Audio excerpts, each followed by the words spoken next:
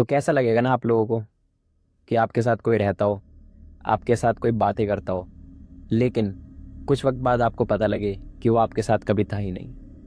ऐसी ही कहानी मैं आपको सुनाने जा रहा हूँ कुंदन बाग की। क्या हुआ उस रात आपने कभी जाना नहीं होगा, ना आपको कभी किसी ने इसके बारे में सच बताया होगा। तो मैं आपको आज बताने जा रहा हूँ कि क्या हुआ उस रात उस कुंदन बाग के फ्लैट में। तो आइए शुरू करते हैं। This is Gautam Badra and you are watching beyond the dark. तो कहानी की शुरुआत होती है कुंदन बाग, जो कि हैदराबाद की बहुत ही पॉश लोकेलिटी कुंदन बाग में स्थित है। उस रात उन दो चोरों ने कभी नहीं सोचा होगा कि उनके साथ क्या होगा। कुंदन बाग के उस फ्लैट के ओनर का नाम है आनंद वशिष्ठ, जिन्होंने अपना फ्लैट कुछ टाइम पहले ही किराए पर दे दिया था। तो उस घर में एक फैमिली आती है, जो कि एक माँ, दो बेटी और उनका हस्बैंड होता है। बहुत टाइम वो उस फ्लैट में रहते हैं, उस सोसाइटी में रहते हैं, लेकिन कुछ दिन बाद उस घर में शांति छा जाती है। मतलब बिल्कुल शांत हो जाता है वो घर। तो लोग सोचते हैं कि यार कोई होगा नहीं या कोई रहता नहीं है इस घर में। तो उस घर पे दो चोरों की नज़र पड़ती है। एक का नाम साजिद और एक का नाम राजू होता है। तो साजिद और राजू उस घर में ना बहुत टाइम से देखते हैं कि यार इस घर में कोई नहीं रहता और इस घर में बहुत माल होगा, क्योंकि भाई बहुत ही पोश लोकेलिटी थी वो हैदराबाद की। तो उन्होंने बहुत दिन तक उसका मुआयना करा, उसकी रेकी करी यार कि चल इस घर में कभी घुसेंगे और देखेंगे कि इसमें निकलता क्या है। तो एक दिन दोनों ने प्लान बनाया कि यार चल अब जाते हैं इस घर में, कोई भी नहीं रहता, सब बाहर रहते हैं इस घर में। तो दोनों ने गए उस घर के अंदर। जैसे उस घर में एंटर करते हैं ना, तो पहले ग्राउंड फ्लोर की तलाशी लेते हैं कि यार चल देखते हैं ग्राउंड फ्लोर में कुछ मिल जाए, ऊपर जाने की जरूरत ही ना पड़े। वो ग्राउंड फ्लोर पे सारी अलमारियां छान मारते हैं, लेकिन उन्हें कभी कुछ मिलता ही नहीं उसमें। इनफैक्ट उन्होंने यार सारी चीजें देख मारी कि यार चल बेड के नीचे कहीं भी देख लेते हैं, लेकिन उन्हें कुछ नहीं मिला। तो राजू कहता है यार चल साजिद ऊपर चलते हैं कि यार कुछ मिल जाए, ऊपर ही मिल जाए हमें। तो जैसे यार वो सीढ़ियां चढ़ते हैं ना, तो उन्हें अलग ही फील सी आने लग जाती है कि यार राजू यार मुझे यहाँ कुछ सही नहीं लग रहा। तो राजू कहता है कि कोई बात नहीं यार, आए हैं तो अब कुछ लेके ही जाएंगे यहाँ से। तो दोनों चढ़ते हैं ऊपर। चढ़ते चढ़ते यार उनको ऐसा लगता है कि बहुत अजीब सी स्मेल भी स्टार्ट आने हो जाती है आनी यार। तो आपस में सोचते हैं कि यार कैसी स्मेल आ रही है, तो बहुत ही गंदी, मतलब बहुत ही ब्रूटल स्मेल थी कि जैसे कोई जानवर मरा हुआ हो। लेकिन भाई अब आप लोगों का पता ही है, चोर तो चोर ही होता है भाई, आया तो चोरी करके ही जाएगा। तो जैसे फर्स्ट फ्लोर पे आते हैं ना दोनों, धीरे धीरे वो पहले बाहर वाला कमरा स्टार्ट करते हैं भाई कि चल बाहर वाले कमरे में देखते हैं क्या मिल जाए हमें। पर बाहर वाले कमरे में भी उन्हें कुछ नहीं मिलता। तो जैसे ही धीरे धीरे करके अंदर वाले कमरे में जाने लगते हैं, तो और स्मेल तेज हो जाती है कि यार स्मेल तो बहुत तेज होती जा रही है।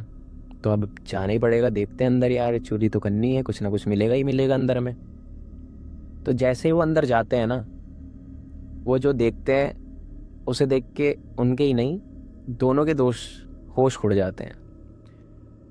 तो जैसे ही भाई वो उन लाशों को देखते हैं, लाशें, एक माँ और उनकी दो बेटियां बेड पे मरी पड़ी थी, और चारों तरफ ना बिल्कुल जैसे ब्लैक मैजिक होता है ना,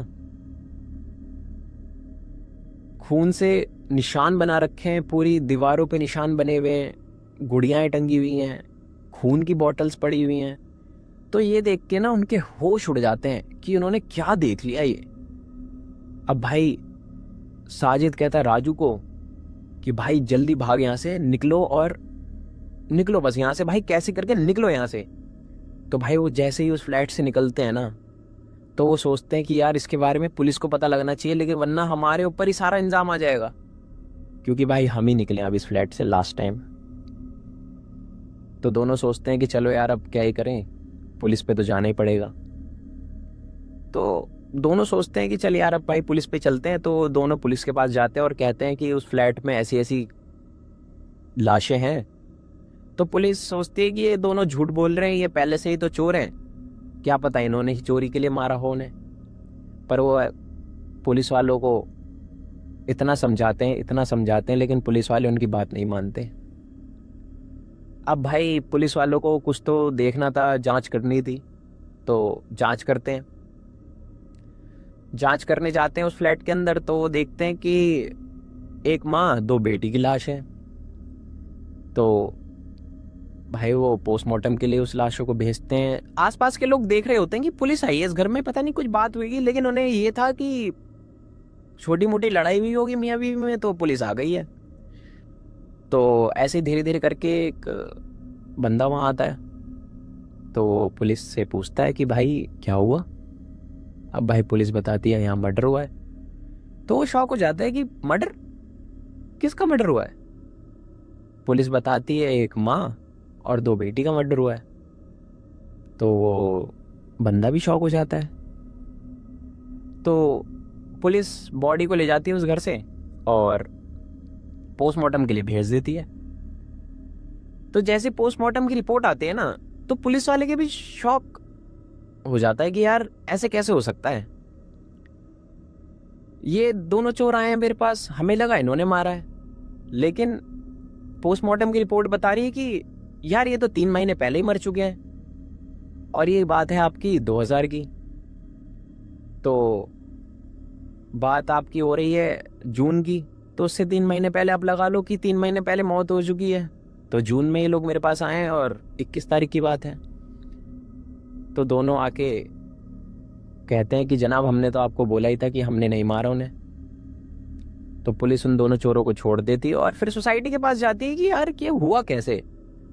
तो पुलिस को इन्वेस्टिगेशन तो करनी थी अपनी, तो भाई वो सोसाइटी वालों के पास जाते हैं कि उस दिन हुआ क्या था। तो सोसाइटी वाले उन्हें बताते हैं कि यार ये फैमिली थोड़ी अजीब थी, लेकिन हम इनके साथ रह रहे थे, हम ज़्यादा इनसे बात नहीं करते थे, हमें दिखते तो थे ही है। तो पुलिस वाले बताते हैं कि इनकी तो मौत हो चुकी है 3 महीने पहले। तो सोसाइटी वाले भी शॉक हो जाते हैं यार कि 3 महीने पहले, 3 महीने पहले तो हमने इन माँ बेटियों को देखा था जिंदा, ये अपने घर की छत पे घूमती रहती थी। हाँ ये है कि थोड़ा सा अजीब बिहेव था इनका, मतलब खून की बॉटल्स लेके घूमती थी, कैंडल्स लेके घूम रही, लेकिन हमें लगा कि चलो कोई बात नहीं कि ऐसे ही घूम रही होंगी। तो पुलिस वाले पूरी इन्वेस्टिगेशन करते हैं, अपनी सारी बात जानते हैं उससे कि यार हुआ क्या इस घर में, कौन कौन रहता था। तो सोसाइटी वाले सारी कहानी बताते हैं कि इस घर में एक माँ, 3 बेटी और एक उनका हस्बैंड आया था। तो मतलब इनके बीच में आए दिन झगड़े होते थे, तो पति हर रात बीच में निकल ही जाता था उनसे, मतलब ज़्यादा पति रहता नहीं था घर में, और हम भी इनसे ज़्यादा बात करते नहीं थे क्योंकि इन माँ बेटियों को हमें सही नहीं लगता था। तो माँ बेटी का हरकत ऐसी थी कि खून की बोतल से खेलना, लाल साड़ी वो पहन के रात में निकल जाना। तो हमें लगा चलो ऐसे ही घूमते होंगे। तो हमें तो इतनी नॉलेज है नहीं इनके बारे में, क्योंकि हम भी इनसे ज़्यादा बातें नहीं करते थे और ये भी हमसे इतनी बात नहीं करते थे। तो पुलिस को जितनी भी बातें पता लगती हैं, तो उससे वो ये अंदाज़ा लगाते हैं कि मैटर बहुत सीरियस है और अब इसकी इन्वेस्टिगेशन हमें अच्छे से ही करनी पड़ेगी। तो पुलिस उस कुंदन बाग के घर में जाती है, उस फ्लैट के अंदर जाती है और देखती है कि उधर ना, मतलब जैसे कोई डार्क रिचुअल होता है ना, वैसा कर रखा था। तो पुलिस को ये लगा कि ये मतलब कोई रिचुअल करते मरी हुई है। तो इस स्टोरी से यही पता लगता है कि इन माँ बेटियों ने कुछ ऐसा रिचुअल करा जिससे इनकी मौत हो गई। तो आज भी ये स्टोरी या रियलिटी आप जान लो कि कोई नहीं पता लगा पाता कि क्या हुआ उस रात, लेकिन आज भी सब यही बातें करते हैं कि ये माँ बेटी कोई रिचुअल करते हुए मरे थे। तो ये डार्क रियलिटी इन माँ बेटियों के साथ ही चली गई और ना उसके पति का कभी पता लगा कि वो कहाँ चला गया। पुलिस ने एट द एंड इस केस को क्लोज कर दिया, क्योंकि उनको इसके बारे में कोई प्रूफ नहीं मिला अच्छे से, मतलब कुछ क्लू नहीं मिला कि कैसे इनकी मौत हुई।